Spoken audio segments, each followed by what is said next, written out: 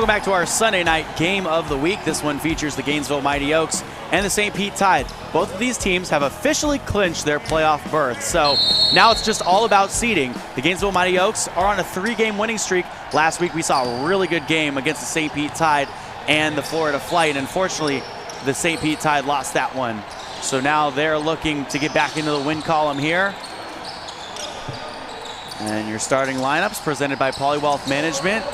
Anthony Brooks up top, Dave Butler, Evan Hinson, Mike Butler, and Aaron Richards. And for the Gainesville Mighty Oaks, it's Anthony Young, Diamante Lewis, Elijah Gray, and the putback there by Diamante Lewis is good. Jonathan Johnson and Jared Dougherty will round out the starters for the Mighty Oaks. And inside, there's Richards right back. This is going to be an all-out slugfest. Both of these teams know how to score the basketball. This is going to be exciting.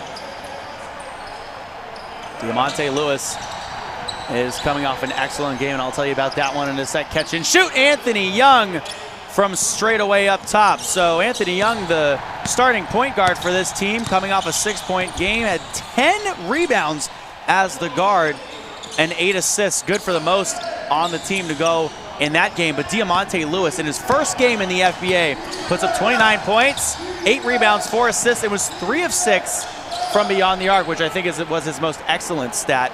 There's Jonathan Johnson from the outside, who I would probably put on one of the 2 all-FBA teams this year, averaging 26.7 points per game and 9.1 rebounds. And he's been the main show all year for this Gainesville Mighty Oaks team. Dave Butler on the other side getting a basket back. So quick baskets to start off this ball game. Even more of an exciting game right now than we saw before.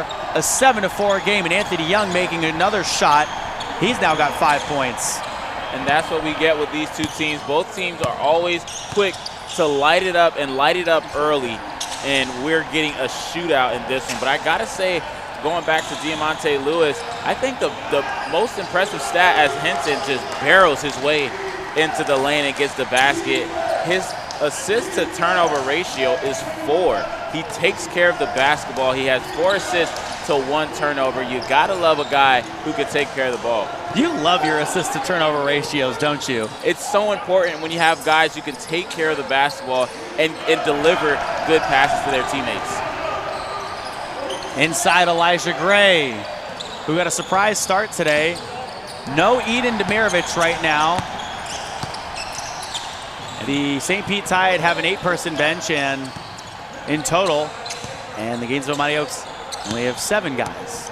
So definitely going to be a winded game coming down the stretch. Both teams are going to be very exhausted, but losing Eden Demirovic, you're leaving 20 and 10 on the table. Jared Dougherty going up inside. So Dougherty might be one of the best pure shooters in the Florida Basketball Association besides Elliot Glegg. 49% from the field, all shots from the outside pretty much, except for the one we actually just saw there.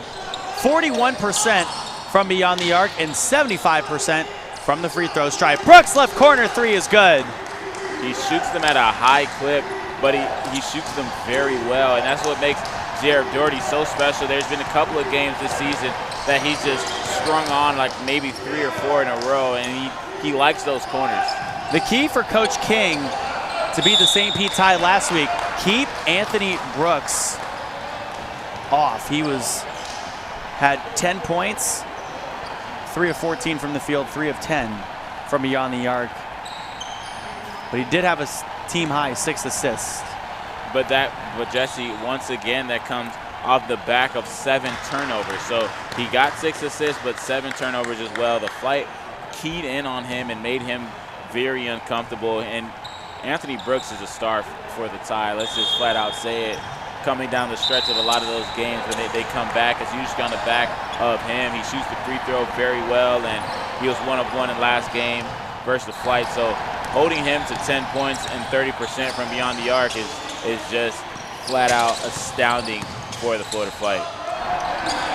Underneath, there's Dave Butler.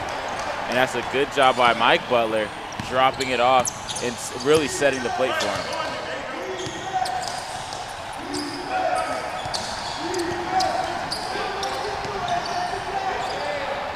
Jonathan Johnson not able to get that one to fall. A 13-11 ball game. The steal, and Diamante Lewis putting that one through. And the Gainesville Mighty Oaks extend their lead to 4. Diamante Lewis was 50% from beyond the arc and just was phenomenal. The steal and the block in his debut last week, and just expecting him to have another big game against this Tide organization. Evan Hinson now inside, throws it up with the right hand. And Dave Butler fouled from the back. So an interesting start for Elijah Gray this season. 2.2 points per game, 2.5 rebounds per game, 31% from the field. But hey, Alvin, big men shoot threes in the FBA. Big men shoot threes. Perfect from beyond the arc so far. And you love to see it, and that's just a testament to what these guys bring in and day out, the work ethic they have to really develop that skill set.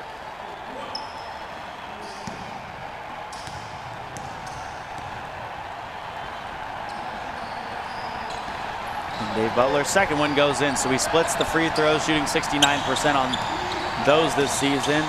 The lead cut to 3. Young inside, now to the left. Johnson fouled by Richards. And Johnson has been a clear superstar for this team. In his last outing, just his stat line is just insane. 31 points, 8 rebounds, 2 assists, or 1 assist, 2 steals, and a team high 3 blocks. So does it all for them. It's hard to leave him off of the all FBA team, because you got to finagle your way with the Fords in this league to get him on there. But definitely a Ford heavy league, and he is one of the front runners in that position.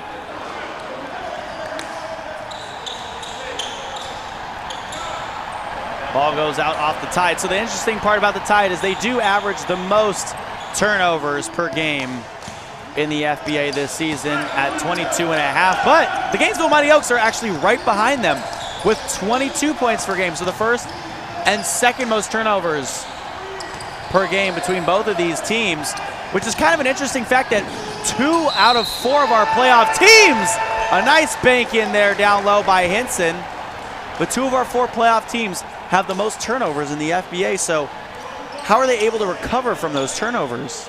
Well, it's just buying into the product and the product that you put out on the court. So when you have a turnover, that's bad. That's not what you want, but that's not it. On the other end, you have to stop them. You can't allow them to score off those turnovers, because as a team, if you score off your opposing team's turnovers, that is a 2-for-1 situation. You're getting free buckets at no cost to you. So you cannot allow that, and they've done a good job of doing that for the most part. Or on the other hand, just going on their own version of runs and forcing their own turnovers and playing the game the right way for spurts. So definitely would like to see them clean that up, especially on the Tide side. Your point guard in your last game had 7 turnovers, and your other primary ball handler and star in A.J. Williams had 6. And, you know, from there the turnovers trickle down, but you got to find a way to limit the turnovers. And I get it. When you're looking for guys, turnovers happen, but you got to figure out a way. Diamante Lewis inside, getting the second chance to fall. So the Gainesville Mighty Oaks are the best 3-point shooting team in the Florida Basketball Association at 32%. And the Winter Park Storm were in second at 30%, but I talked to Coach Mestel, and he said that number is going to be a little bit skewed, Jesse, mainly because of Dominic Douglas. That makes a lot of sense. And with Jared Dougherty on this team, and with the performance Diamante Lewis put on, and Joquan Whitley, a 3-and-D guy. Really, and looking at this, so we have Diamante Lewis 3 of 6 in their last outing, Joquan Whitley 3 of 7. So that's pretty phenomenal from beyond the arc. You got 50%, and it's just not a common thing to have. So very understanding of why these two guys, these two teams are competing for the best 3-point percentage. And that's to not forget about Jared Dougherty. Yeah, you got all these guys. Joquan Whitley, 33%. Jabari Hayes, 36%. Isa Brandon, 42% from beyond the arc. And there's Marquise Watts, who couldn't get that one to fall. Hinson up with the right hand, tries to spin it in, and he's fouled. 5.5 minutes to go in the first. A 2-point ball game. Hinson has done very well for himself in this league. Just getting to the basket at will, it seems, and he's able to finish through traffic. Just a big, strong body with the right mindset to play the forward position.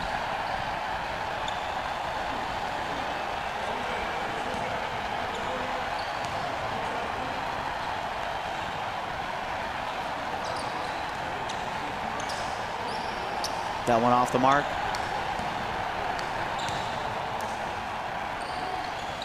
Hinson's second one is good. Did a good job of getting a double-double in his game versus the Flight last week. He struggled from the field, was 0 for 5 from beyond the arc, but still found a way to get into double figures. Hinson, no, but Hinson, yes. And that's what he does. He's aggressive. He may miss the first one, but he's going to get a couple of them up.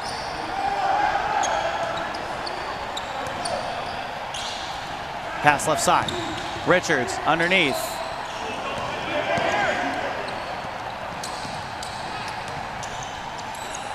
The sky hook. And that one's put back by Lewis. Good job being aggressive by both of these teams, really on their offensive glass, just attacking with relentless pursuit.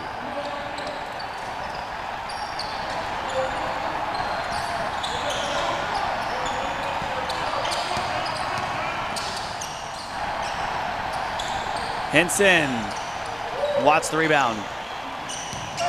19-18 the score. Muddy Oaks up by 1.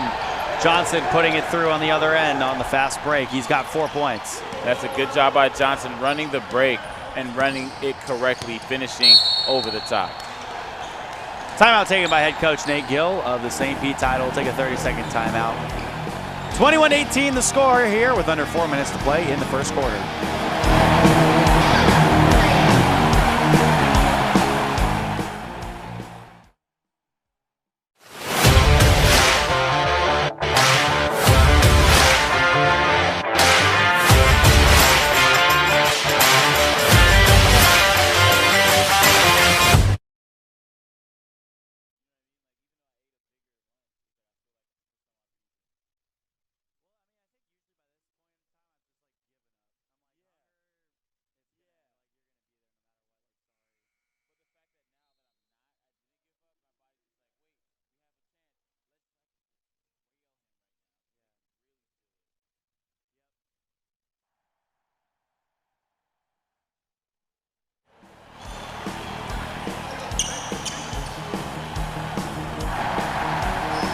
Under 4 minutes to play in the first quarter. 21-18 is the score. Been pretty evenly matched so far between these two teams. Both of these teams are undermanned and they're playing very well. The tip in by Butler is good. He had 18 rebounds in their last game and 17 points versus the Fly. Did a phenomenal job. Also got 3 steals and 3 blocks. Dave Butler was an absolute monster last game. Jabari Hayes off on that one. 21-20 game. Jabari Hayes, another one who had a phenomenal game in their last outing. 15 points and 11 rebounds and also got 3 steals. So an emerging star in his role. 2 games ago, he had a season high, 23 points. As he was 8 of 13 from the field, 2 of 4 from 3, and 12 points, or excuse me, 12 rebounds, so he had a double-double in that one. And in that game, he could do no wrong. It seemed like everything he threw up was going in, and just the way he was scoring was just phenomenal. He was getting it from mid-range. He was getting it from the lane, and he was putting the ball on the ground, finding his teammates. He just had himself a career day a couple weeks ago. but he didn't let that flame dissipate. He kept that pressure on, and in his last game got a double-double, and he's looking to have a good one this game.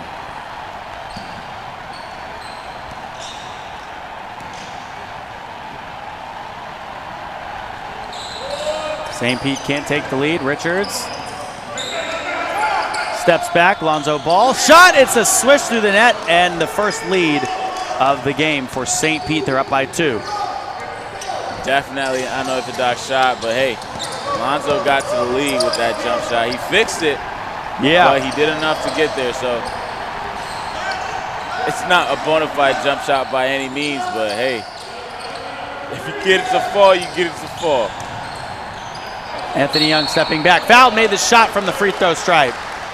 That is not a Lonzo Ball-esque shot. No. Anthony Young. That's a pure shot. Is a pure athlete. His skill is just unparalleled. His handle and his ability to get off tight jump shots like that, even with the contact, is just amazing.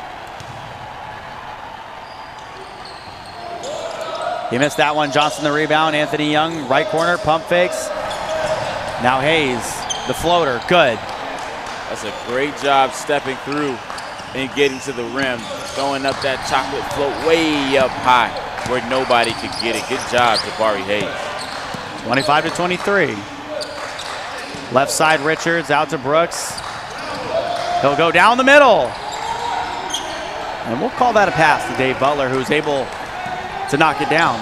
Dave Butler's been the cleanup man that they've been missing. He's been missing a few games, and every time he shows up, he shows out. Johnson, the bank shot in. And that's just a good job utilizing that weak side defense. A big swat away down low. Johnson and Whitley combined for that block. 2 minutes to play in the first quarter. It is a 2-point game. The Gainesville Mighty Oaks have the lead by 1. And that's one of those situations where it's like, man, both these guys blocked my shot. I had no chance of getting that one up. Setting his feet is Brooks in the left corner. And the Brontosaurus, Sean Sukup, bringing down the rebound, swings it out. Dominic Johnson and Jonathan Johnson, the rebound. Hayes left side, fell down there, up top, pass to the right corner, Wesley. Johnson the rebound and the putback. That's a great job moving the ball around the horn when you're in trouble, and then an even better job to finish to cap off that possession with 2 points.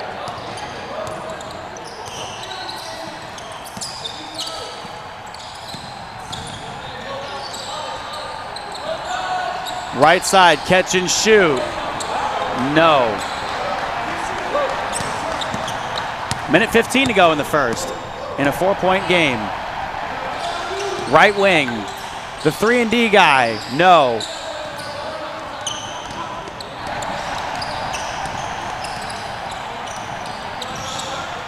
Underneath, Richards with the reverse. And that's just a good transition offense right there, getting the ball and then running the middle and looking for guys who's cutting.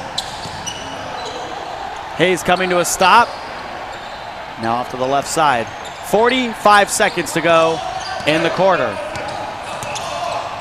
Anthony Brooks up top gets a screen from Sean Sukup and now goes right into traffic. Touched by Joquan Whitley last.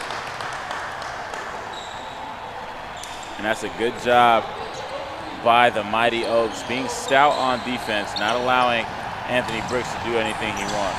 Brooks left side, batted out again. Good defense here by the Gainesville Mighty Oaks, who lead by 2. It's a 29-27 game with 27 seconds left to go. And the shot clock has 3, so gonna have to really hoist the shot up and then throw a couple prayers. Foot on the line for Richards. Just strong, and Victor Kwan will bring that one in, so St. Pete can work this one out. The shot clock is off and the game clock at 13 seconds. Anthony Brooks sees that, and he'll take care of the time. Brooks, right lane, now up top. Johnson off to the left side on the 3. That was the last shot of the quarter. 29-27. 3 more quarters of action up and coming in our FBA Sunday night game of the week.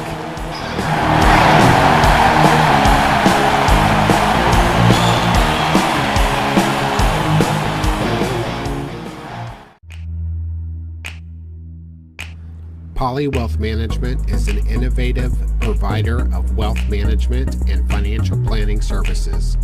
For over 2 decades, our advisors have been providing clients with sound, professional, and unbiased financial advice, investment management, and wealth planning. Our philosophy has remained unchanged through the years, and that is to make what can be a complex process straightforward and easy to understand. We specialize in the creation and protection of wealth through comprehensive financial, insurance, and retirement planning.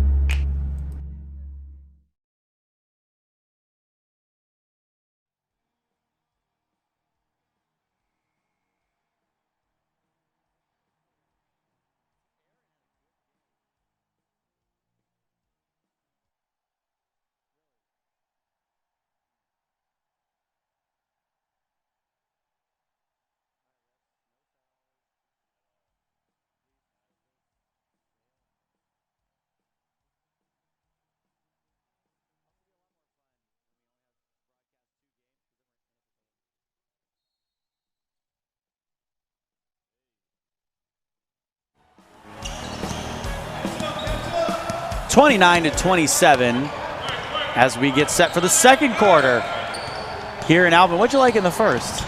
I really like how both guys were able to push the pace and just put a lot of points on the board. Shots were falling and falling often.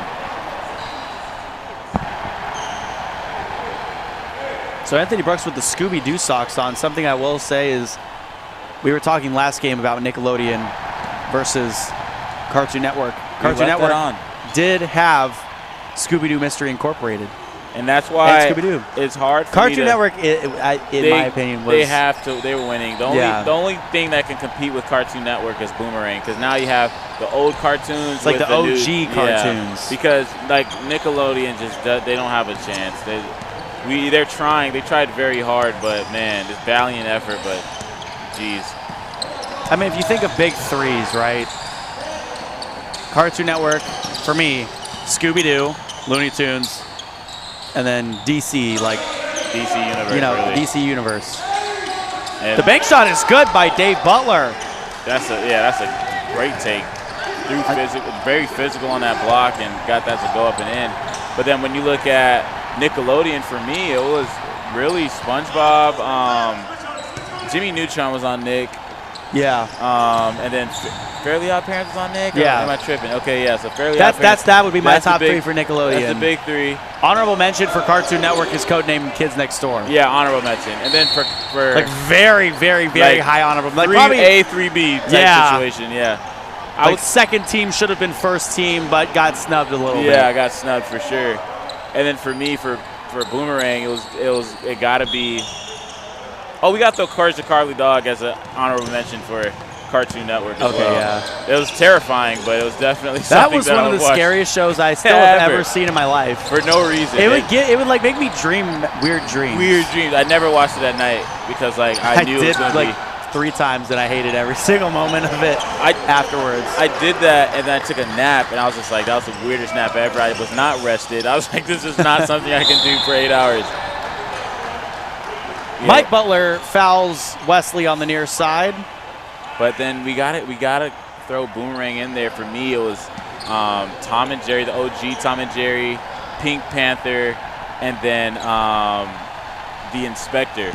And to me, those big threes, that's a lot of time. That's a lot of time on the couch. I was Tom and Jerry, Pink Panther, and then the Flintstones. The Flintstones. Yeah. Yabba Dabba Doo ya, huh? Yabba Dabba Doo. Yogi Bear. How did I forget about Yogi Bear? Aye, boo-boo. Hey, boo-boo. Underneath, shot made. That's a great lay by one of the premier scorers in this league. Oh, they also did have Garfield now that I'm looking at it. Garfield? Oh, man. Wow. But, you know, I didn't watch the... Wait. Camp Lazlo. Did you ever watch Camp Lazlo? I didn't watch Camp Lazlo as much. You're missing out, but this guy doesn't miss from beyond the arc. Joquan Whitley with his first 3 points of the ball game. He's activated. Love to see that. But I got to say, I watched more of the The Garfield I watched is more of the animated one, like the one was like 3D. Oh. Like the one that used to come on in the mornings before school. Like that's. Huh. Oh, I thought. Johnson fouled inside and made the shot. That's a great job by Johnson finishing through contact. But I'm not gonna lie, if he didn't foul him, I think he's gonna be put on a screensaver. Johnson has been alerted about that dunk competition in that last game, and his target is 6. Wow, we had a lot of cartoons growing up. And it's crazy because I didn't even like being in the house. I was only inside when it was raining, like a hurricane or something that was like preventing me from being outside. But we had a lot of shows to watch. The kids nowadays will never know about those. They will never know. Ever. And they have all the technology too. Yeah. But they're playing games. They don't ask us, do we have games on their phone, because they have iPads and stuff. Yep. The bank shot by Richards. That's a great job of probing right there, taking everything the defense had to give, but they gave it all. They gave them an easy lane at the basket. A 38-31 game. Johnson, the fadeaway over Butler. It's good. A swish through the net. That's a tough shot right there. Off the back leg. Man, that's tough. Great bucket by Jonathan Johnson. 40-31. Richards inside, tapped away. Wesley ahead to Hayes. And now Hayes almost had that one taken away by Dominic Johnson. And now the ball stuck in the net, but the points will count. So Hayes with 4 points. The lead up to 11 for the Mighty Oaks. That's great effort by Johnson, but even better job by Jabari Hayes of running.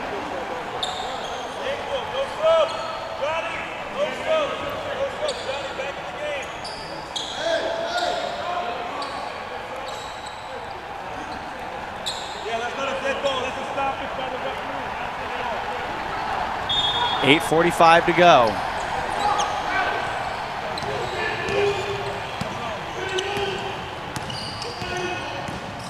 Richards, left side, now into Butler. Butler around Gray, trying to bank it in, and Dominic Johnson giving them another chance. Not gonna lie, I kind of wanted Henson to get that rebound because you saw what he would have did with it. Johnson just not enough on it. Hayes. Mid-range, left side. Good! Wow. And another timeout taken by St. Pete, 44-31 with 8 minutes and 14 seconds left to go in the second quarter of our FBA Sunday night game of the week.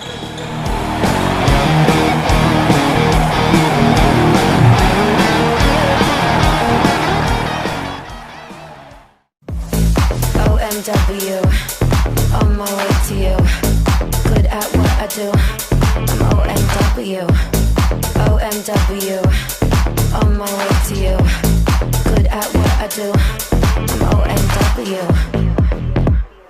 on my way, on my way.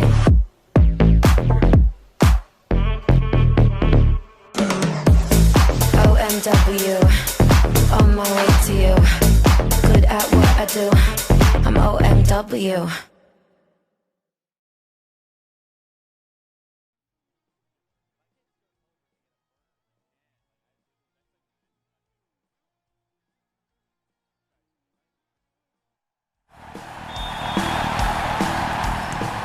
A 13-point lead for the Gainesville Mighty Oaks, 44-31. Richards up top, and a backcourt violation. That's good pressure, but I genuinely think that's an unforced turnover. You could have taken care of the ball better there if you're at the side, but that's why they're leading the league in turnovers. However, somehow, some way, they find a way to win.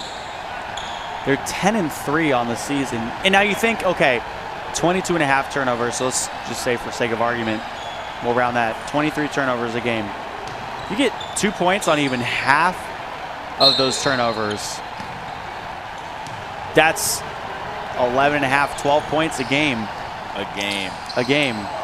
Like that is.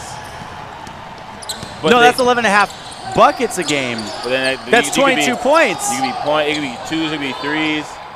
That's a great pass. And then down low, finishing is Dave Butler. That's a great pass by Richards, setting the plate for Dave Butler. Dave Butler doing his part in finishing the meal. I think they just do a good job of getting back on turnovers. Joquan Whitley, 2 threes now. He's got 6 points. Or long 2, excuse me. They're not trying to lose this game. You understand what this could mean for them. Mid-range, that one falls. 46-35, the score. And there we go. Another long 2. And that's a great job by the Mighty Oaks to really just knock down shots. And that's something they've struggled with. Mike Butler hits the 3. In the early portion of the season, but they've just developed. And I think that's testament to Coach Stallworth's program he instilled in this team, and the culture he's built. These guys are knocking down shots and doing it at a high clip. And we cannot forget about the tray ball in the corner by Mike Butler.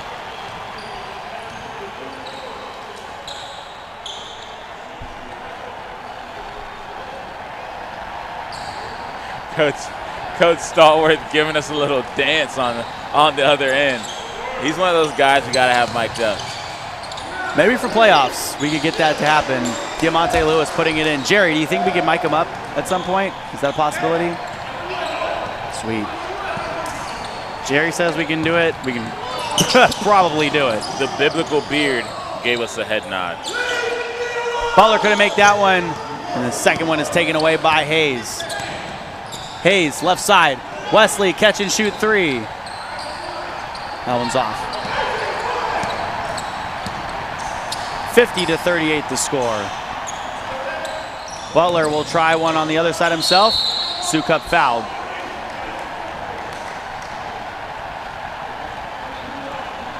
Six minutes and 4 seconds left to go in the second quarter. A 50-38 game. And that's a good job by Sukup, really. Just his motor is unparalleled in this game. Hustling all over the court right there, getting his offensive board and putting it right back up, getting a chance at the strike. Sean Sukup averaging 3 points per game, 8.6 rebounds per game. I guess to take a gander, what do you think his role is on this team? Interesting thing, though, Sukup averaging 2.1 assists per game and 2.1 steals. Anthony Young up top, hitting the 3. So he's got 10 points. 53-39 the score with 5:47 left to go in the second quarter. So we're past halfway through the second quarter. Young, near side, stepped out of bounds. Was trying to push the pace, but a little bit too much on that line. Unforced turnover.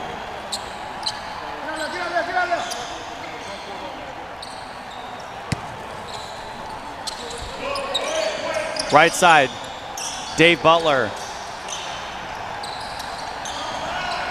Underneath, and Richards putting it through.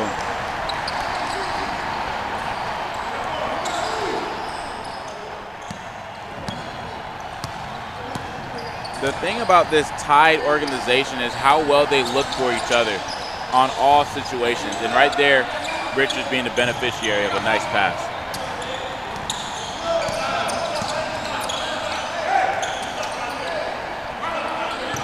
Mike Butler to the right, and Dave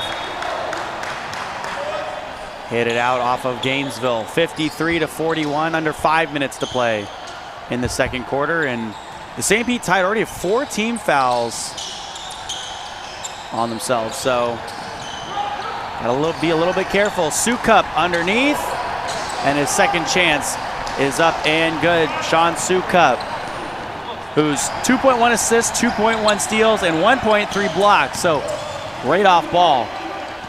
Dougherty from the left.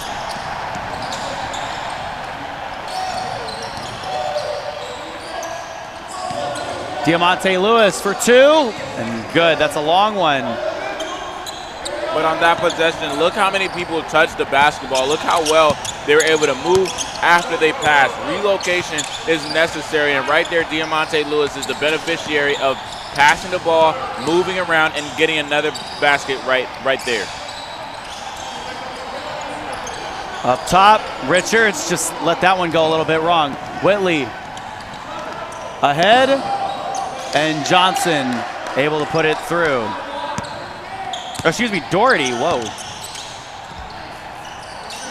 Rain's all over the place right now. 57-43, under 4 minutes to play. Jesse, I need you to eat a Snickers. You're not you when you're hungry. I am not me when I'm hungry. Mike Butler putting that one through, his first basket of the second quarter. 5 points now for Butler. A 3! No, long two by Dougherty.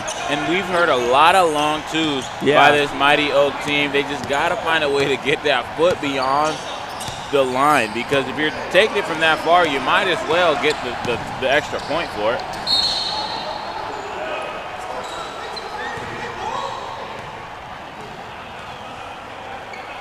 A foul. 3:17 left in the second, 59-45. A lot of the personalities on this Tide team starting to really rub against each other. And last time we've seen this, some real hard leadership, they were able to come back from a pretty large deficit. Yeah. So hearing the tough words on this Tide organization does not mean they're going to start folding. It means they're going to start turning up and things are going to start clicking, which is a scary sight. Second one by Dave Butler is good. He's got 15. So St. Pete faced Gainesville a couple weeks back and narrowly escaped with a victory off of a monster game from A.J. Williams. That was our first overtime game of the year, Alvin. 44 points, 26 rebounds for him. Brooks poured in 26 points and hit 2 of his 3 threes that he took in overtime, which led them to their victory. If Marquise Watts is hitting shots from the outside, it's hard to stop this team. And blows a kiss to rub it in the wound. This is not the energy St. Pete wants to have going into playoffs. Brooks hits the ground hard. But bounces up even quicker. He's a baller. Through and through. And in the crunch could time you see him on an All-FBA team this year? I really could. Honestly, it'd be second team because there's so many guards out here in this league. But he played very well, especially if you just look at his second half performances. Just flat out phenomenal, the way he's able to dissect the offense. And it's really the reason why I love his game is because it's really untapped. If you put him on a team where he's the primary guy, he's the go-to guy, I think that would elevate his game. Whenever it's just him alone and he doesn't have his guys with him, his game just goes through the roof. Misses a pair of free throws there. So, interesting thing about Anthony Brooks, his stat line, 21.9 points per game, 7.8 rebounds, and 6.6 assists. But I would love to have statistics on crunch time when he makes clutch shots. Yeah. If there is a clutch shot needed in the game, he's the one that hits it. It's not anybody else on the team. Just like in the NBA with the Bucks, you have Giannis, who's the clear superstar of the team. Yeah. But then you have how am I forgetting his name right now? You know, Chris Middleton. Middleton, who's the actual closer. So he's the one in crunch time situations who's going to get the ball and make those plays. And I feel like if you look at this team, A.J. Williams will be Giannis, and then Anthony Brooks would be Middleton, because when you need a bucket down the stretch, you look to Anthony Brooks and you look to his leadership. And that's why I believe he deserves to be on one of these teams to really acknowledge his feats this season.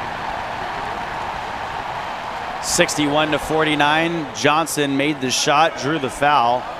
His first bucket of the game. And now goes to the line and will shoot.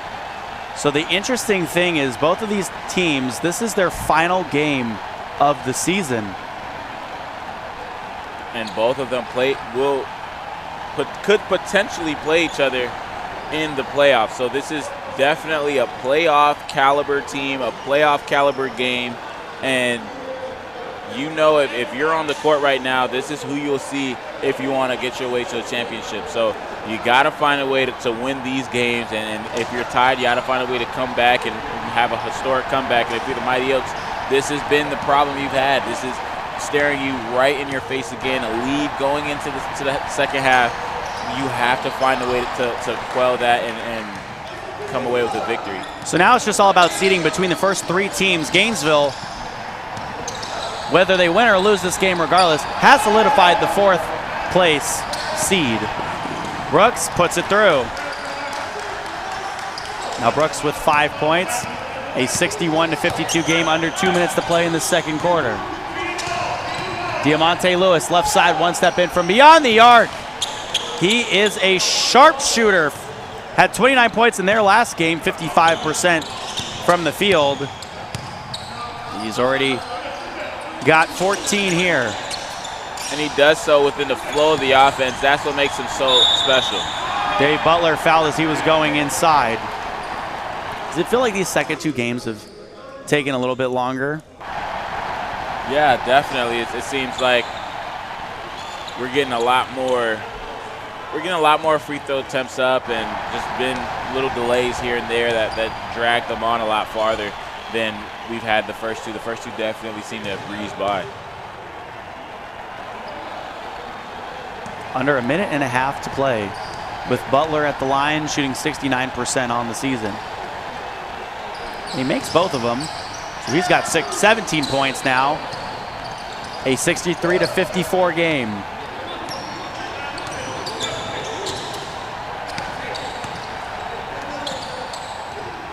Dougherty, left elbow, good. Wow. Dougherty putting it on the ground. Love to see him get in and out of his packages and knock down that butter mid-range. Jared Dougherty deep in his duffel bag. Anthony Brooks gliding inside. Love to see those two go at it. Diamante Lewis, the step back 3. The wet ball, bank shot is good. Off the LeBron-esque sidestep. You love to see the way the Mighty Oaks can just pour it on. That ball tapped around, and Brooks saves it. Near side, 37 seconds left to go. Brooks for 3. That one just bounces out. And the pass ahead to Whitley. And that was a pass from Anthony Young off the backboard to Dougherty. And sometimes it's just better to be lucky. Dougherty again, the floater, off the mark. Shot clock is off, game clock at 15 seconds. Sukup up top. Butler. Can't put that one through. 4 seconds left to go. Right side, Whitley. Corner shot. No good. 68-56 going into the half. And there's no love lost between these two teams, who will battle it out in the second half for sure. So stick with us. 2 more quarters left in our quadruple header here. But this is our FBA Sunday Game of the Week presented by Poly Wealth Management.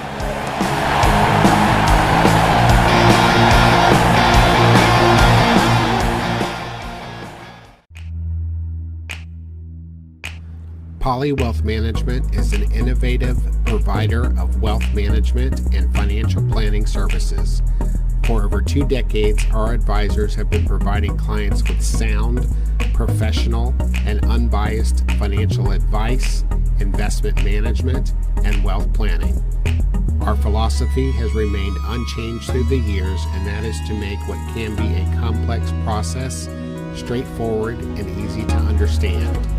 We specialize in the creation and protection of wealth through comprehensive financial, insurance, and retirement planning.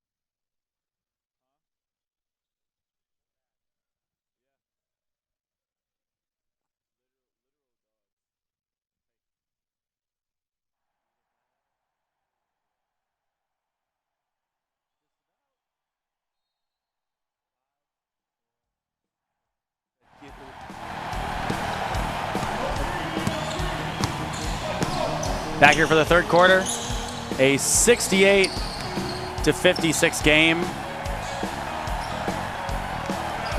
Shots missed off the right side there.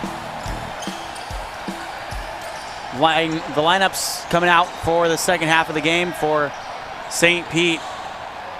That one rolls in for Dave Butler, so it'll be Dave Butler, Evan Hinson, Mike Butler, Anthony Brooks, and Dominic Johnson. And for the Gainesville Mighty Oaks, Anthony Young, Jonathan Johnson, Elijah Gray, as that shot's made inside there by Anthony Young. Elijah Gray and Diamante Lewis alongside Jared Dougherty. 70-58 the score. Ball going the other direction. There's Johnson inside, and it's good. So, Alvin, you got a chance to talk to both coaches at the half, and what did they say? Well, for Coach AJ, he understands. He's been here before. They coming into the game. It was something that they came into this game understanding they're probably going to be up in the game, and when you are up, he's making a primary focus on his substitutions. That's the biggest thing. It's really on him. He feels like he's going to do a better job of making sure his guys are well rested and getting the right blow and doing the substitutions that they're supposed to do. And he believes they could just limit turnovers. They'll have a good chance of winning this game. And on the other end, Coach Nate believes that, you know, since they're already up in playoffs, they pretty solidified. They're not pretty. They are solidified as a playoff contender. It's hard to get guys to buy in at this point. He said last week they had a huge turnout versus the Flight, but this week trying to get guys to be consistent and show up is going to be a hard one. And another one's going to be keeping Hinson at bay with his fouls. And he believes that his team is their second half team. As long as they could continue to believe in what they're going through and be consistent, then they'll be able to come through in this one. 76-63. Alvin, if you wouldn't mind helping our coach here put the microphone on, is what I was pointing at. So we can talk to Coach Mistel to give us his report. 76-63 is the score. Anthony Young bringing the ball across the half-court line. Diamante Lewis going up with the left hand. It's good. So Diamante Lewis now with 19 points coming out in the third quarter here.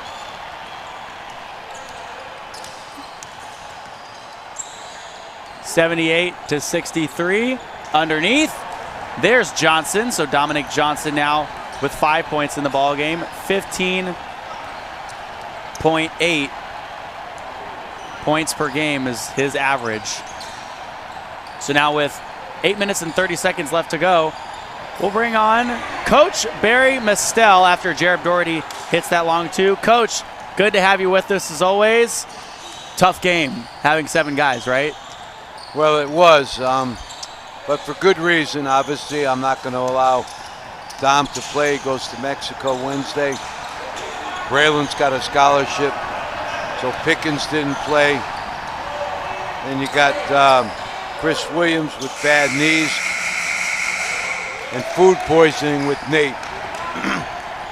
But I concentrated or emphasized, told the guys, let's not be concerned with who we're not. Let's be concerned with who we have. The other thing that I thought worked very well is I told them so I wouldn't have to waste the timeout. When they go big, we go zone. When they go small, we go man. That seemed to have worked pretty well. And the offenses that we run, as long as we ran them, went pretty well as well. It's very tough for a basketball player when he is in three-point range and he's got a lot of spacing not to take the shot. But sometimes we did, sometimes we didn't. But I got to tell you, Jess, I think all in all, given all the circumstances, no excuses, but I think my guys played pretty good. They played hard, and you know you're also missing Patson Siame, who's still out with an ankle injury. Is that right? Yeah. Aaron Taylor, 27 points for you guys. Yeah. Kind of the unsung hero in that ball game. Well, I kind of felt like with what we were running, he would end up with a lot of opportunities and capitalized on them. So, yeah, 27 points. You guys have one more game next week to close out the season. Do you expect your roster to be at full strength? Well, we're going to minus, the obvious choices. probably going to have 8, 9 guys. Okay. But whatever we have, we're going to go at it as though it's a playoff game. That's one of the things I'm most proud about my team. Coach, how about we just plug ourselves here real quick? You want to tell the viewers and listeners out there what you and I have going on Wednesdays? Oh, yeah. Folks, I'll tell you what. Winning Hoops with myself and Jesse O every Wednesday evening podcast at CJ's restaurant, Italian kitchen rather, and you'll really hear a lot. One last thing. It's coming. Oh. What's coming is the sports scene with Jesse O. You'll hear professional analysis on not just basketball, but about every sport. So that's something we all look forward to. And thank you both. And thank you, Coach. And I actually recently just told my parents about that show, too. So it's still in the works, but we will give you a release date when the show first starts. And I appreciate Coach, it. you'll probably be the first to know about it. Yep. Good to have you on, as always. That's the Coach Mestel report from head coach Barry Mestel of the Winter Park Storm. And we always appreciate him taking the time to join us. 84-72 the score here. Here's Butler inside making the shot from underneath the basket.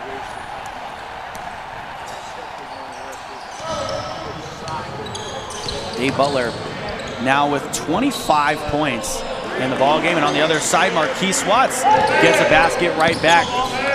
So he's now got his first 4 in the ball game. 86-74. Dave Butler again. Wow. Dave Butler has been phenomenal in this game. Even in his last performance, getting a double-double. In this game, he shows no signs of slowing down.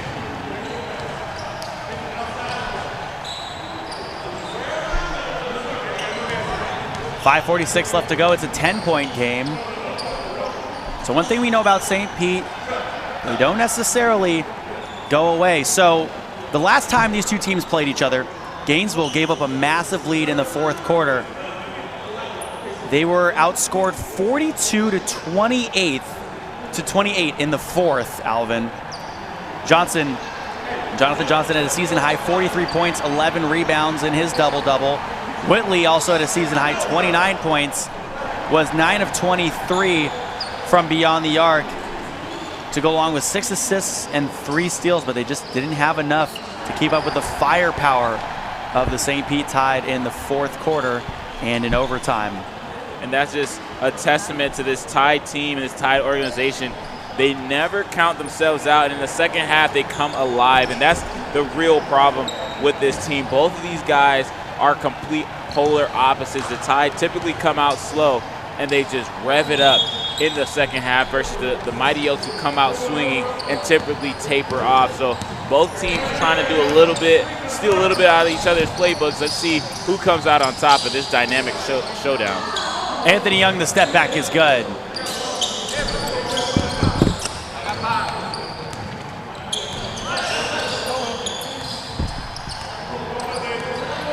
So an 88-76 game here in the third quarter with 5:20 left to go. Shot missed there, Diamante Lewis. Ahead, Johnson. Now Hayes on the outside. Ball tipped around. Watts underneath, backing in on Sukup, and is able to bank it in. 90 points with 5 minutes left for the Gainesville Mighty Oaks. 76 right now for the St. Pete Tide. And that's a good job dominating the money quarter. Right now you see Coach Stallworth and the Mighty Oaks going through all their progressions. None of the tip-ins by Butler are good on the other side. And now Johnson will drive in, kick it out. 3. Johnson right elbow, good. He's hit a few of those today. He's got 20. That elbow jump shot has proven deadly for Mr. Johnson. 92-76, a foul and a made shot. And it gets squandered by the efforts of Dave Butler once again.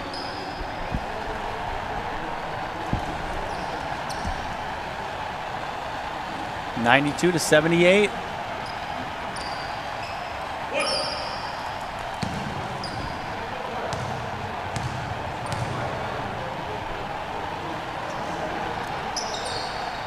And Butler sinks that one, shooting 69% this season, so he's now got 30 points. He's got 30 points, yeah, in the third quarter. Yeah, I was waiting for you to stop so I could I could say, hey, Jesse, you got to fix your tone when you talk like that. I was like, 30 points, that is nothing to scoff at. I didn't even realize what I said after I let it out of my mouth, and there's still 4 minutes left to go in the third quarter. That's 30 points in 2.5 quarters. He's more than a third of their points, and that one's tipped in by Diamante Lewis. That is a great lay by Diamante Lewis, but Jesse, that is a lot. Dave Butler has accounted for a third of, more than a third, because that's a third of Mighty Oaks points. A phenomenal job by Dave Butler to come in and just explode offensively. He's been someone that they can just rely on late in the shot clock. That is a dynamic display of offensive wizardry and mastery by Dave Butler. Just want to see how much he'll end with. Up top, Mike Butler. Sukup, Richards, no. Hey. And now Richards regains possession on the right side, spinning and taken away by Jonathan Johnson. Okay, so now I can say it, because if you got that and put it back, I can't say it no more, but we got some smoked biscuit coming. Don't make me think like that, Alvin. How does that sound, buddy? Smoked brisket. Don't make me think like that.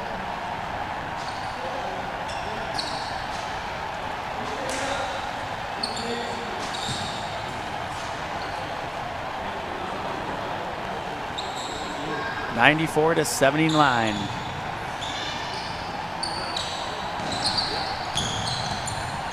And everyone in the chat, I need you to tell. And a three-point made there by Diamante Lewis. Tell Jesse to trust me on my decision-making ability, just like Coach Stallworth trusts Deontay with his. Great job knocking down the tree ball. Butler no good with that one. Elijah Gray, the football pass ahead, intercepted by Richards. Richards left side, fouled. I feel like I should blow my whistle on that one too. Good job by the officiating crew getting that call. Alex Vasquez, our crew chief, number 5 this game. Josh Phillips in 33 and Mike Rivera 34 are officials for Mike Call officials.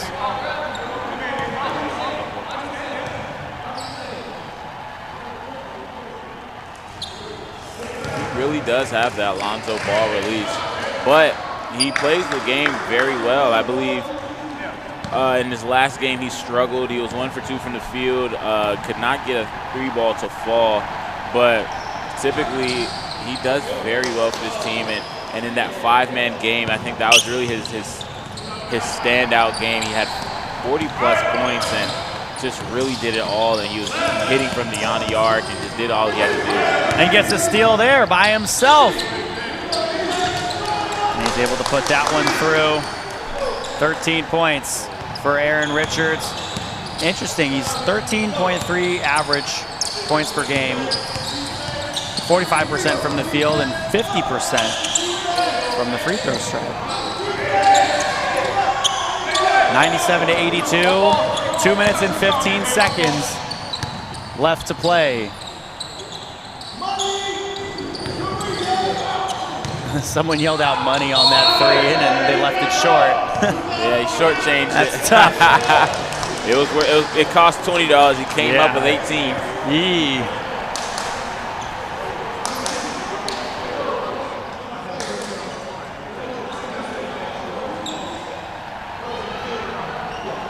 love the effort the Mighty Oaks has really displayed thus far, and I'm really hoping they could pull it through, at least just for their sake. But on the other end, for the Tide, you gotta just love how their culture around their program is just predicated around second half comebacks. Their first half is typically lackluster. Obviously, even in their last game versus the Flight, they were down 11 points in the first quarter, and they only outscored their opponent by 2 in the second. So they definitely leave a lot to be desired, but then in the second half is when they started to really make it a game and go on their run. So definitely something that they believe in. They're forward tough, so to speak, in the second half.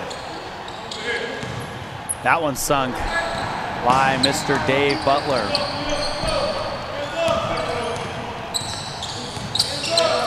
(97-83). Left side. Wesley falls down. But we get up. It's a song. It's a hymn. We fall down. I'm not gonna sing the whole song for you because my voice ain't there yet, but you know, I'm working on it. I'm taking classes at Jabari Academy, of course.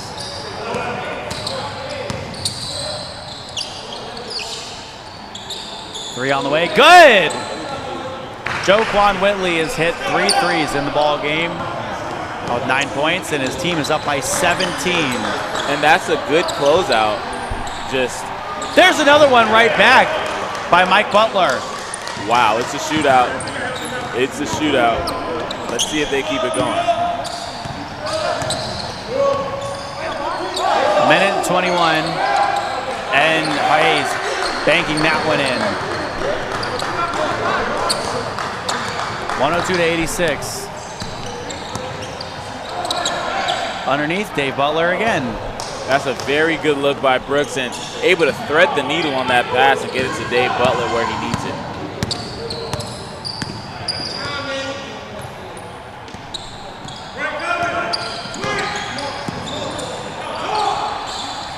Up top, Jonathan Johnson feeling it. That's a good job by Jonathan Johnson. Get right back to the lane.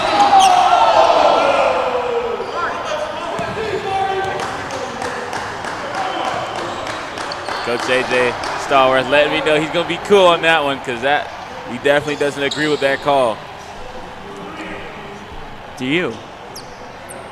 You know, part of me does not.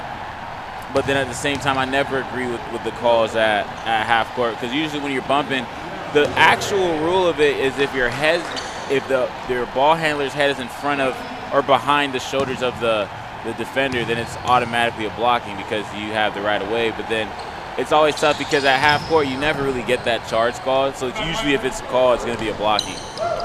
But I never really liked it. So 14-point lead for the Gainesville Mighty Oaks. Turnover, down low, Richards the steal. Richards, right side, Butler trying to bank it in. Second chance, no. Third chance, yes. Third time's a charm. Dave Butler doing anything he can and really having all the time to do so. 104-92, 18 seconds to go in the third quarter. Here's Joquan Whitley running baseline. A Kobe shot almost behind the basket. And the ball tapped out of bounds with 11.8 seconds left to go. 104-102. It's a 12-point lead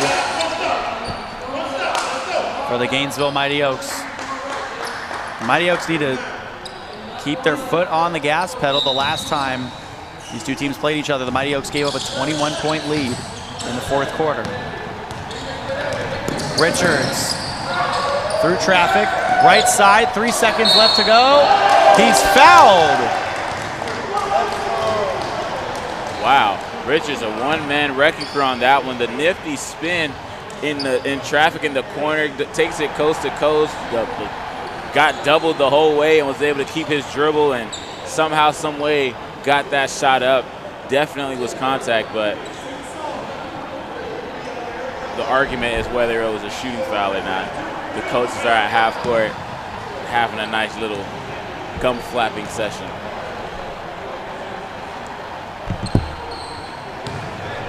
First one is good.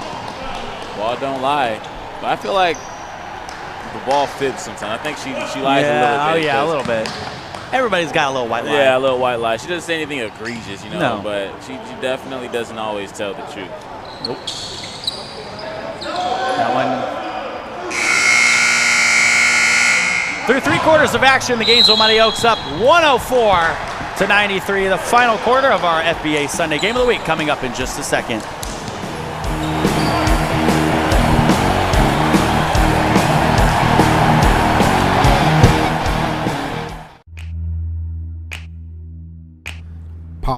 Management is an innovative provider of wealth management and financial planning services. For over 2 decades, our advisors have been providing clients with sound, professional, and unbiased financial advice, investment management, and wealth planning. Our philosophy has remained unchanged through the years, and that is to make what can be a complex process straightforward and easy to understand. We specialize in the creation and protection of wealth through comprehensive financial, insurance, and retirement planning.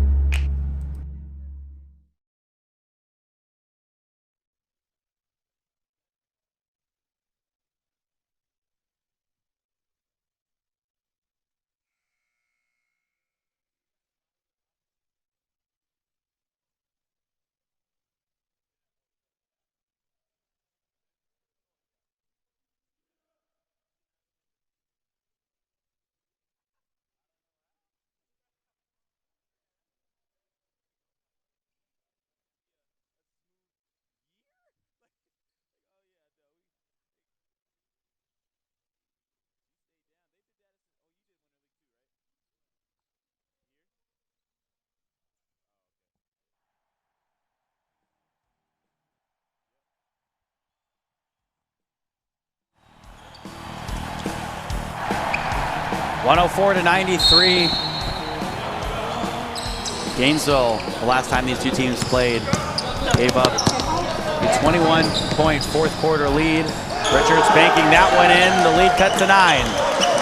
Richards said, "I'll do it by myself." Both times on both possessions ended in buckets.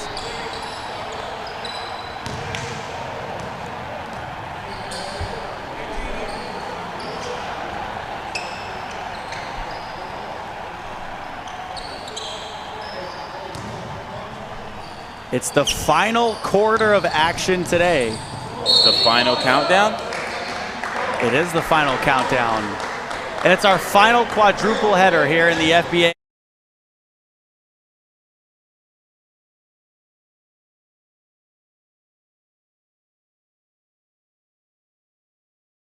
You and I talking about Jerry. Yep. And random stuff. More you than me, but you know. Yeah, I got you in there a couple of times. You're just as guilty. Yeah, I am. Guilty by association. You bait me into it, though. Of course, naturally. Although today I did ask for something. Yeah, you did, and you put me on It was my fault. Yeah, you put me on a track that I still have those questions, and, yes. yeah. Jerry told me a site to look up, and I'll have those answers for you. Maybe next broadcast, I'll have some answers. Alrighty. Mike Butler, the rebound. Stolen away. Wesley can't hang on to it. Pretty athletic. I was very worried he was going to, clean the skin on his forehead on those bleachers, but athletic enough to dive down but still get up the bleachers.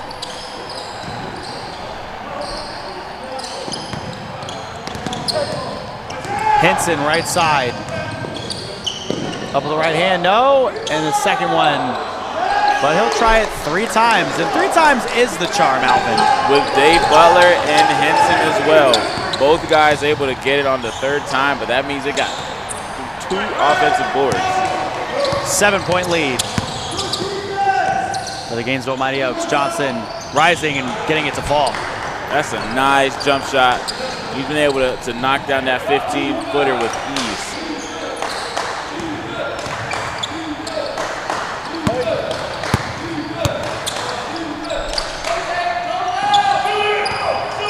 Butler up top, Brooks off the front.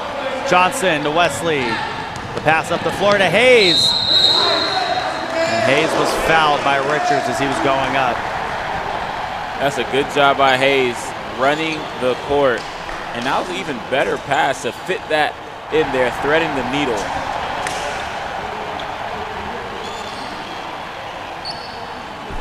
(106-97) is what we have.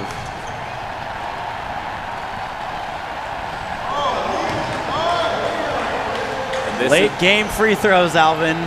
Did you know I was going to say that? I already knew it. Yep. This is where it matters the most. That's exactly what I was going to say. This is literally where it matters the most.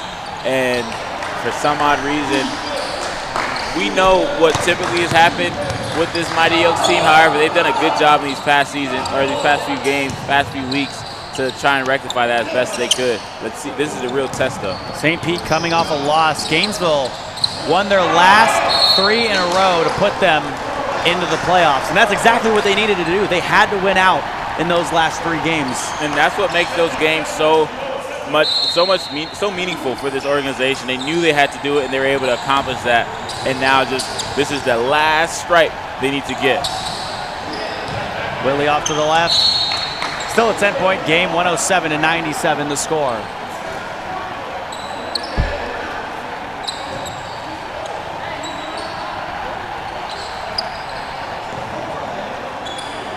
Here in the fourth quarter. Richards for St. Pete. The bounce pass down low, right side, foul. We're going to see a lot more fouls in this fourth quarter, which is, you know, I get it. You're trying to keep the game as clean as possible because, you know, we know what could possibly happen. We've seen it a couple times, but now these guys are playoff teams. These are playoff caliber teams. It's going to get physical. Guys are going to get a little chippy.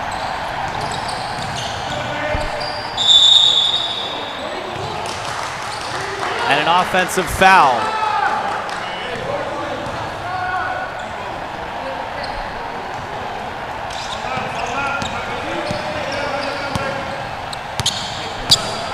Hayes up top, right wing. We'll pull up from right there. Good! Jabari Hayes to extend the lead. And that's just nice to see. Jabari Hayes working on his game. In the beginning of this year, he was not that efficient on offense. He was primarily a defensive guy and utility guy, come in and get rebounds. And now you see him knocking down threes off the dribble, and Henson comes right back with a mid-range jumper of his own. Gainesville does tend to get into foul trouble. They were in foul trouble every single quarter of their last game. That one hit by Hayes, long 2. So give the ball to Hayes is what I'm hearing. That's the situation right now. They switched to a 2-2-1 defensive press. Let's see if they can handle that, and handle it they do. Henson, other side, able to sink that one. He's got 14 points, and now the lead to 11 for the Gainesville Mighty Oaks. Hayes working, spinning, and traveled. Jesse, but he made it, though. I don't know about that one. I genuinely don't know about that one. He was able to keep his foot. He pivoted around and spun around and kept that down. That's when, and he made the shot. That's a continue to give the ball. The call, it was called. You can't worry about that if you're the Mighty Oaks. But hey, if you're on his team, you continue to feed him the ball. That in my mind, if I was his teammate, I'd be like, hey, you're still balling. Keep working out. Right now, he is working out. It's his world. Dave Butler is up top.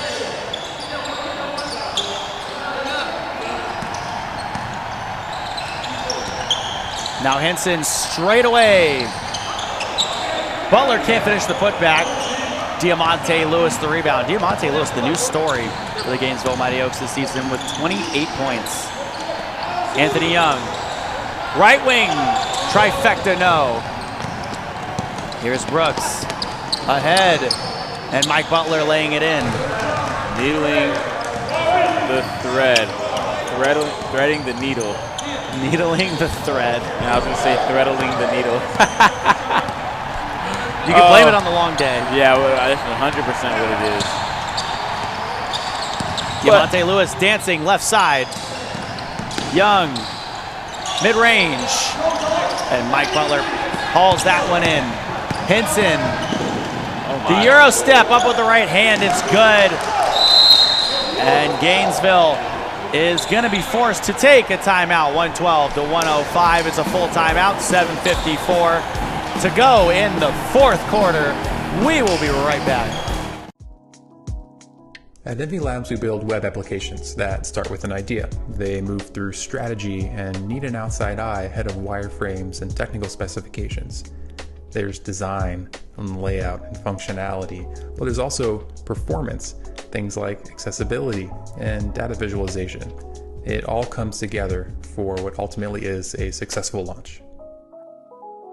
Over the past decade, Envy Labs has built platforms that pair things like data in sports or environmental science. We've built technical training platforms around data science and around network administration, and we've bootstrapped and sold our own product. We are a temporary CTO and an outside specialist in strategy, design, and development. It takes a lot to go from idea to launched web application, but it's all right there in our name. Reach out to hello@envylabs.com and let's take a look at your idea together.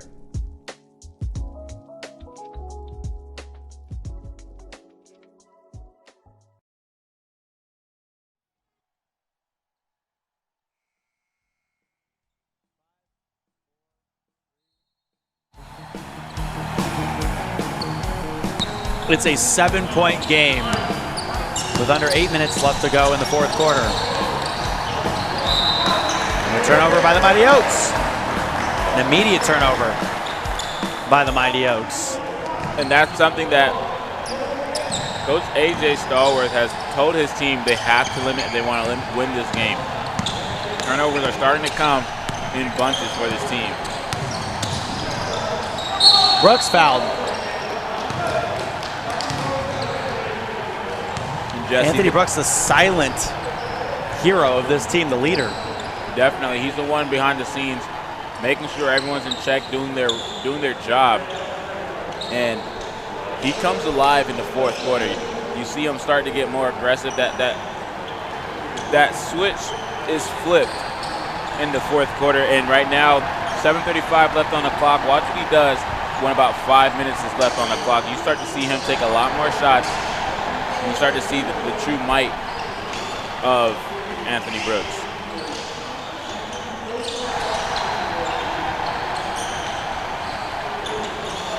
And Anthony Brooks, the last time these two teams played, hit 2 of his 3 threes taken in overtime. Scooby-Doo, where are you? Clutch when it counts. Makes free throws. Dame time. Yeah, very reminiscent of Dame time. That was out the yelling squirrel. You finally showed me that. A 6-point game. Left side, Young. Underneath, the bounce pass to Gray, and Gray puts it through.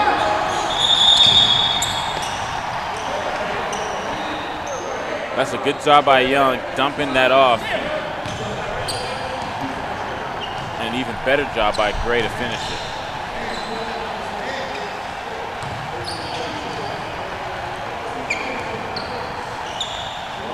But a guy like Anthony Brooks, who he doesn't say a lot, but he's the one who they filter the ball through him every single time. Well, because when he talks, it matters. You just listen to him a couple of times. We mic'd him up. You see, he doesn't say a lot, but he says some important stuff, and that's usually how it goes when guys who don't say much, you know, they keep to themselves, and he balls out when need be. He's a true baller. He is definitely a hooper for real, for real.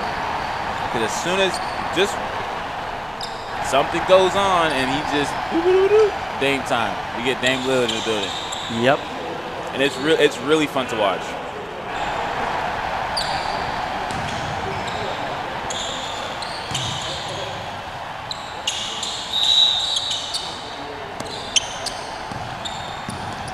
(114-106). Left side, Diamante Lewis almost lost his footing there. And that's an offensive foul on Dave Butler.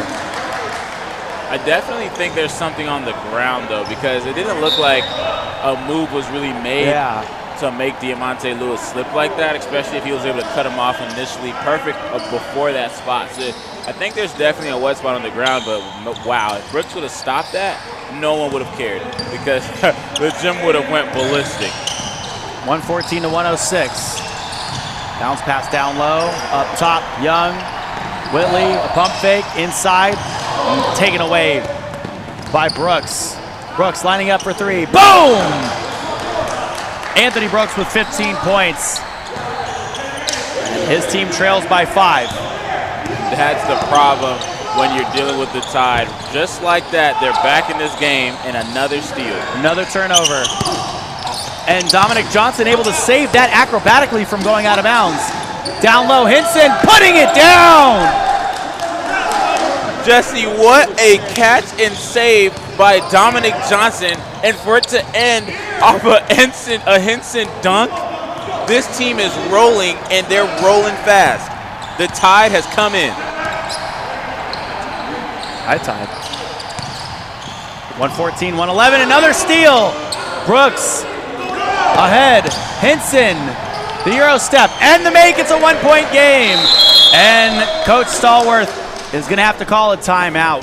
114 to 113, under 6 minutes to play. Evan Hinson with 20 points. These two teams know how to bring it down to the wire.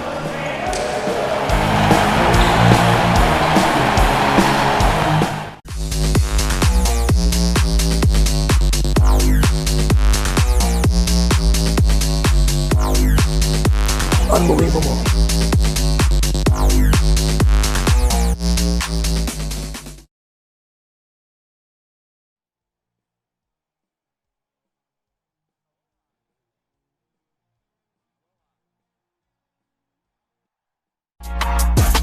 Hey, what is up, everyone? My name is Susie, and I'm a full-time partner streamer on TV. I've made it my mission to help gamers win in every area of life. So whether it's helping you win in gaming by teaching the latest tips and tricks on whatever games you might be playing, helping you win in fitness through my daily fitness streams, or even just helping you win in your week, we're building genuine community, and we've got a place just for you. So I want to encourage you right now to follow me over at twitch.tv/SusieLive. I stream Tuesday through Saturday, starting at 10:30 a.m. Eastern, and we hope to see some of you soon.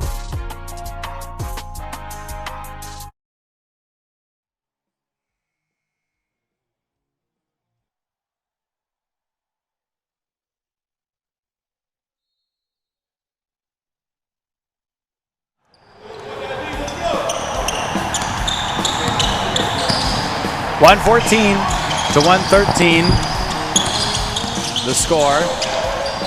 Deontay Lewis up top, long two, no.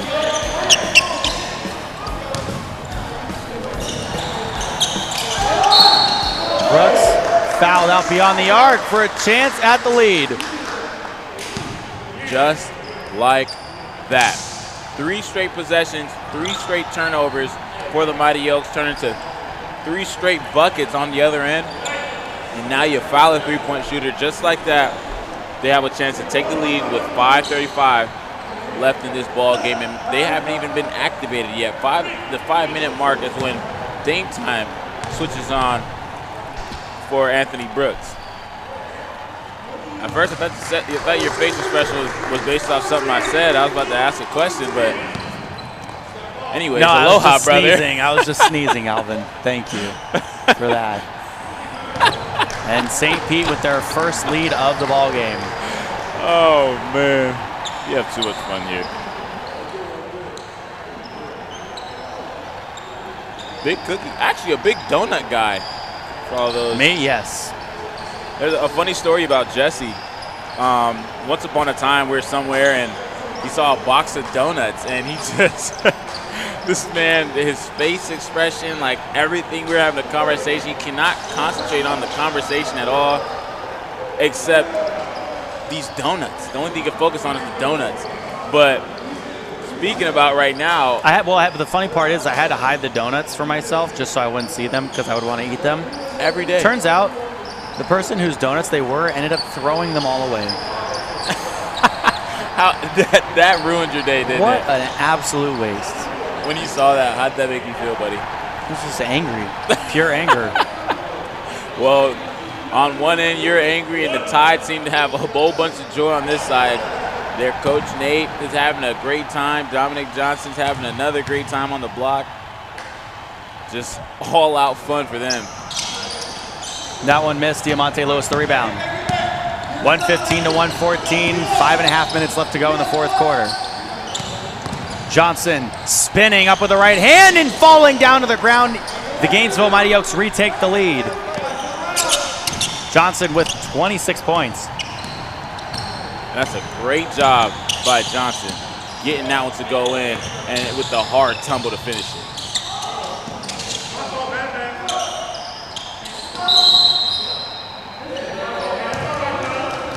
A foul on the floor.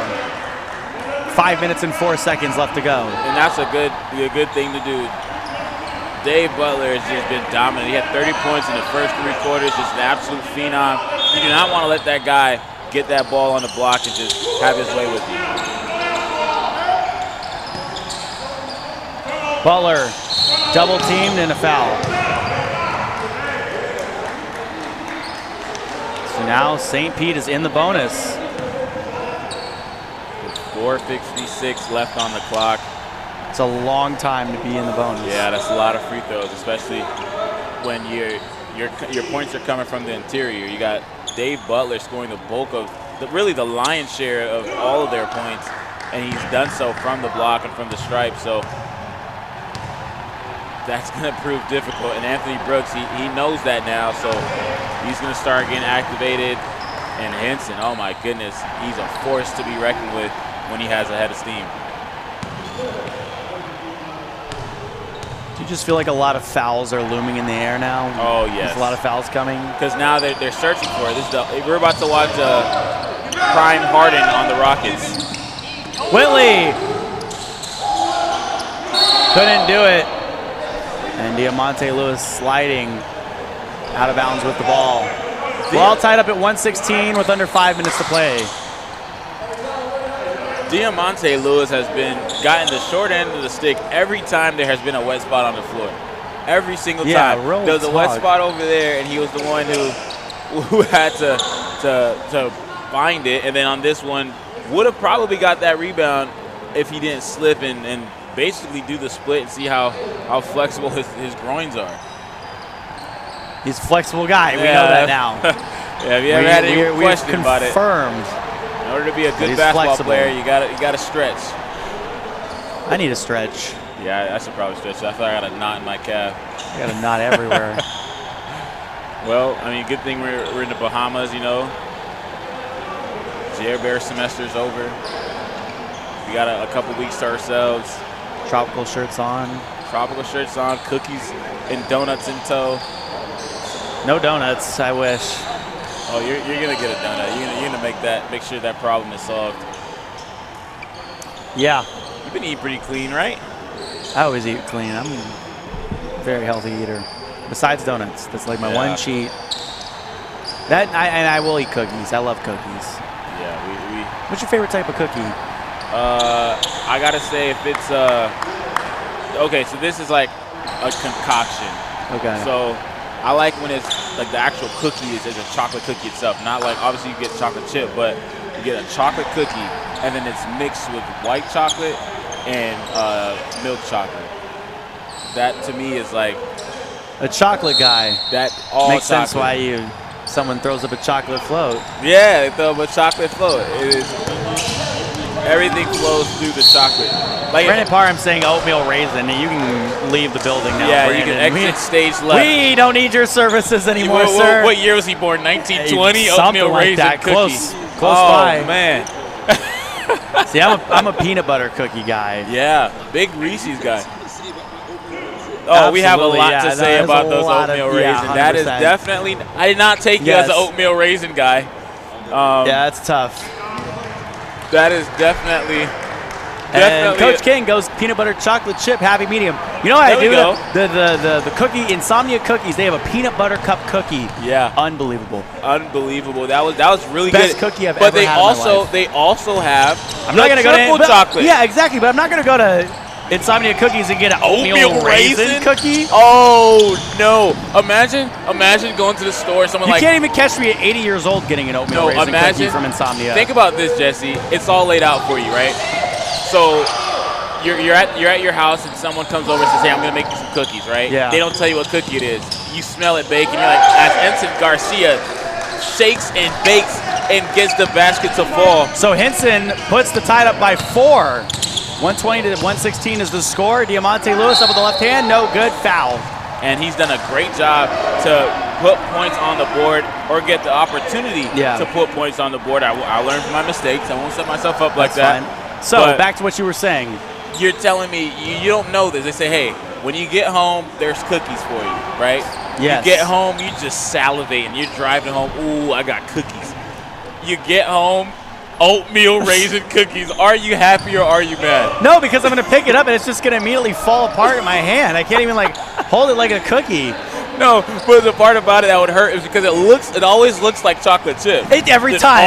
I'm going to reach for it and I'm going to be happy until I take that first bite, and then I'm going to throw it against the window. And you got to act like everything's good because they made you cookies. Yeah, they made me cookies, which was a nice gesture. It really was. And I love how at the same time.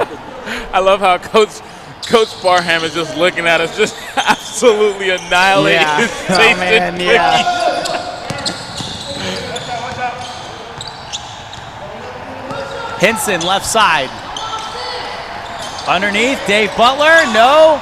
His second one is good. And that's been the problem for the Mighty Oaks team. They have not been able to put a body on him, and he'll miss the first shot and get a rebound. And that's been the tail of the tape, and it's been proven even more cumbersome in this fourth quarter. Left side, Johnson, a pump fake left, now into the lane, fouled. He's going to the line.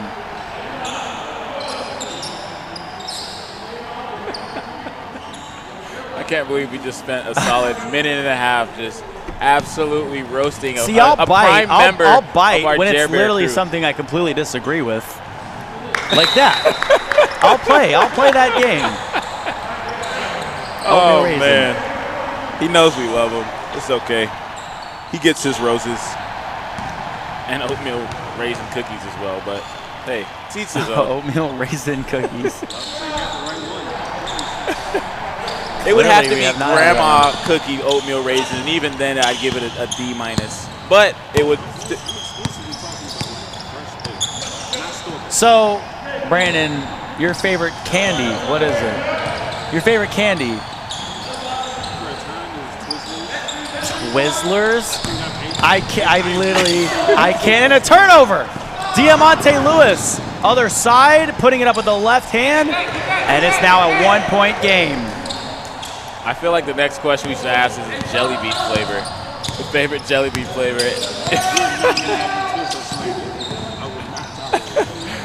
But like number one, Twizzlers. Twizzlers. If I'm gonna go Twizzlers, I'm just gonna have a red vine. It's like there's just no. But you said Twizzlers is your favorite. Come on, man. Long two. Diamante Lewis. No. 2 minutes and 45 seconds left to go. That's a great move by Diamante Lewis and a great shot. Just not able to get it to fall. Down one. Who's gonna make the play for the Mighty Oaks? Brooks off the front side, and Hayes the rebound. Diamante Lewis with 31 points. Jonathan Johnson with 28 to lead the Gainesville Mighty Oaks as they try to get the lead back right here. Elijah Gray for three, the big man. And Johnson will save that one from going out of bounds, and Henson just couldn't hang on to it. Still 122 to 121. 5 team fouls on the Gainesville Mighty Oaks and 4 on the St. Pete Tide. So any foul now will mean free throws. Well, Jesse, this has been the exact game we were expecting it to be. A 1-point differential with 2:14 left in the fourth quarter. This is a playoff caliber game we're seeing on both ends. Guys are stepping up. Multiple guys have 30 points on either side, and we got guys that are rearing to drop 30 as well. Double-doubles are commonplace in this game. Definitely excited for the final 2 minutes, the final showdown to end our quadruple header for this 2021 season. Speaking of double-doubles, last game, the St. Pete Tide lost to the Florida Flight 110-106. Dave Butler had a double-double, 17 points, 18 rebounds. And Evan Hinson had a double-double, 11 points, 10 rebounds for the Gainesville Mighty Oaks in their last victory over the Winter Park Storm, 125-119. Eden Demirovic, 20 points, 10 rebounds. And Jabari Hayes, 15 points, 11 rebounds. So here comes the inbound. Diamante Lewis, right corner, up top. Hayes. Johnson. Going right. Diamante Lewis, one dribble, going up strong. A block by Dave Butler, and the rebound by big number 5. Down low, Hinson, no.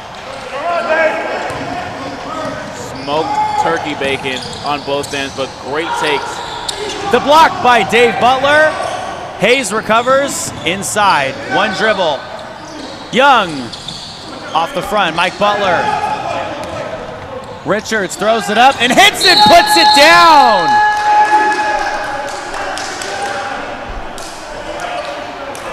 That is a back-breaking play by the Tide. A minute 30 exactly left to go, and St. Pete leads by 3. Guys are winded on the Mighty Oak team, and you see that they gave their all on that last possession. You just hope that the way that it ended didn't really break their spirits. You got a minute and 30 left in this game. A lot of time. Only down 3, Jesse. It's a one-possession game. However, it's just tough when you give it all you can, and somehow, some way, it ends in a lob on the other side. So a lot riding, but this is what happens in the playoff. This is playoff basketball for both of these teams. They could very well see themselves playing against this team in a series of 3. So got to find a way to dig deep and make the big play. Whitley out of the ball game, even though Gainesville might need some shooters on the floor.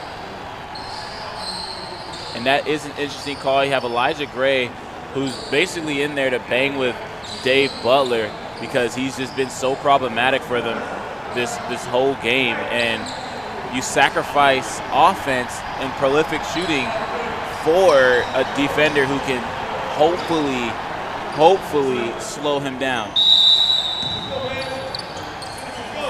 But you're missing offense when you have Daquan Whitley out.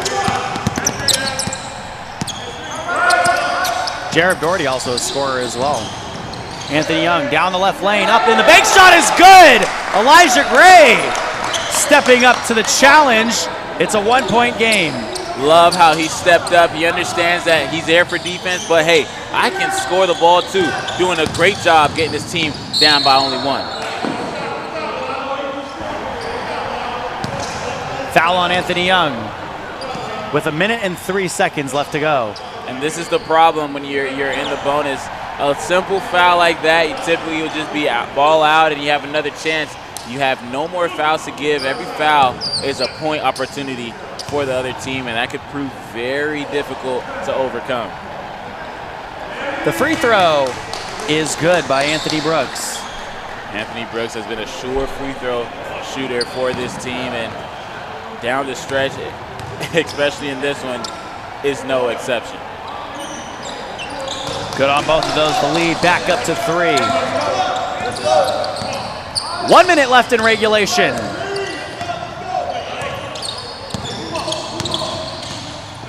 Diamante Lewis up top, dancing. And that'll mean shots.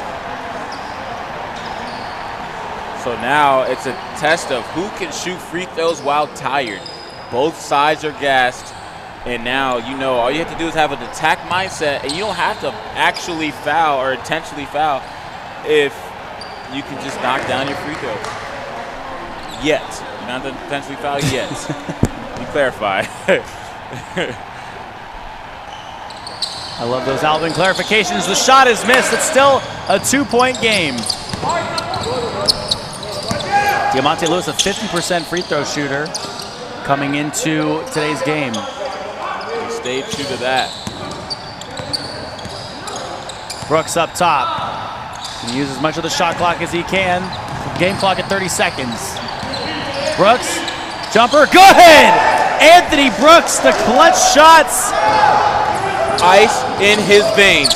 A 4-point lead for St. Pete. Diamante Lewis off the front. Hayes, left side. Young for three. Boom! It's a 3-point game, or excuse me, a 1-point game, 128 to 127. Anthony Young almost stole that one away. 13.2 seconds left to go. Anthony Young with 19 points in the ball game. Wow, a 13.2 seconds of time separates these two teams. And this could be a potential playoff matchup. You got to foul Brooks immediately with not much time left on the clock, 9.3 seconds. So now Brooks goes to the line. And you're hoping that he's going to hit a shot right back. So a timeout taken on the floor. 128 to 127. And Jesse, we have to talk about the clutch shooting from Trae Young. He was the reason they got into overtime, and the last time he hit that bomb to end regulation, and he did so again and brought his team to within one. So he's definitely a closer for this team, but you're down one, Jesse, and you don't have the ball. That's the problem for the Mighty Oaks. But on the other side for the Tide, if you're up and you have the ball, you know you're in good position. So they're shooting free throws. And you're going to hope that he misses one of the two.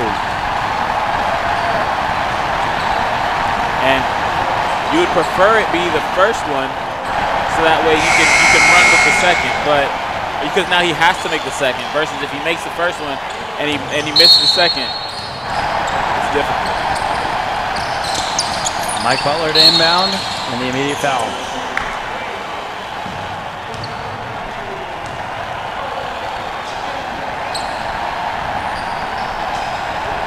So here's Richards, who shoots free throws at 50%. So for the Gainesville Mighty Oaks, this is what the guy you wanted. Exactly who you wanted to foul. And if you're the Tide, granted, you trust in your players, you trust in your athletes, but you would definitely want Anthony Brooks. That's typically who you want because of. Did you see the shot he just made off a leaner off one leg? Are you kidding me? With two people guarding him? Are you serious right now? That is ice in his vein. A true clutch player making a big time play.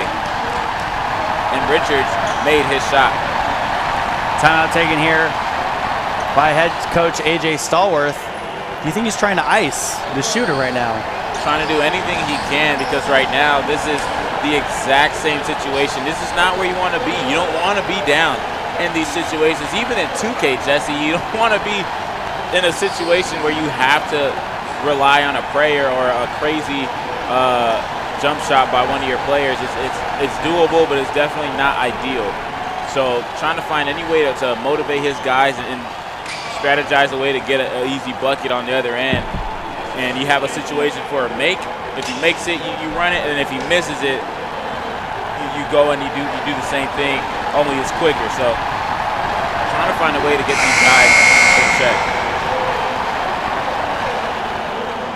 129 to 127 ball game. And now Richards to the line with 7.7 seconds left to go.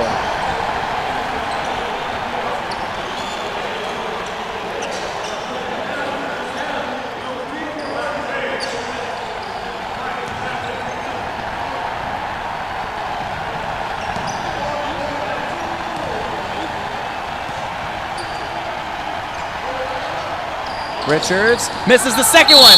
Johnson the rebound. That's huge. Jesse, that is huge. Now, instead of having to have a heroic shot, all you got to do is make a layup. Make a mid-range jump shot. You preferably get a layup, or you get fouled because you're in the bonus and you get a chance to ice it from the line or really tied up from the line.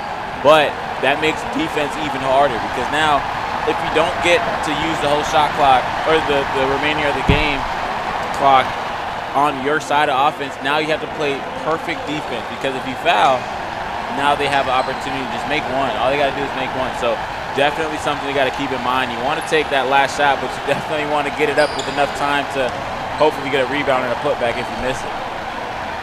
So 7 seconds left in regulation. Who do you give the ball to here? Do you make sure that they shoot it with 4 seconds left to go? Like, how do you even plan this out? I would definitely give it to Anthony Young and tell him, really everyone on the court can deal with this possession, in my opinion. Jonathan Johnson's proven very trustworthy with the basketball. Deontay Lewis has been phenomenal this game. Jabari Hayes has been phenomenal, and Anthony Young has been clutch time and time again. So definitely those four is who I would want to have this basketball. Deontay Lewis, the hot hand for this team.